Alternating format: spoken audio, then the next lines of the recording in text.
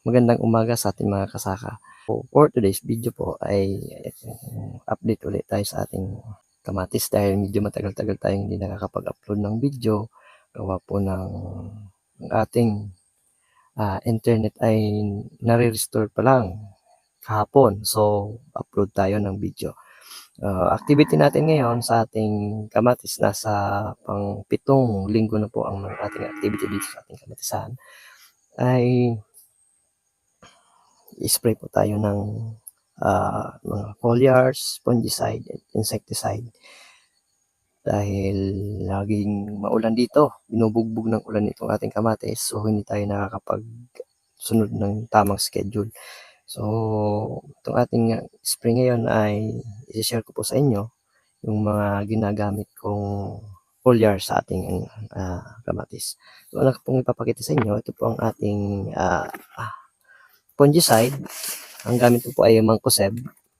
So ito ay ang Excelceb. Gawa po ito ng Edsel Agri. Edsel Agri po ang gawa nito, Excelceb. So ito pong ginagamit natin kasi medyo mura lang. Ito po yung ating fungicide. Ano siya? Mancozeb. Tapos atin pong insecticide, gamit po natin ay Gold. So ito po ang Gold. Ginagamit natin sa ating mga insekto. At sa foliars naman po ay ito po ang ating ginagamit, ProBio. Ginagamitan po nito ng ProBio.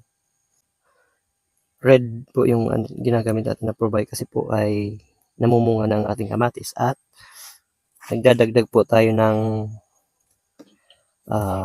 itong CAB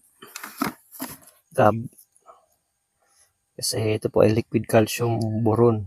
So pang support po ito sa development ng ating ng bunga ng ating kamatis.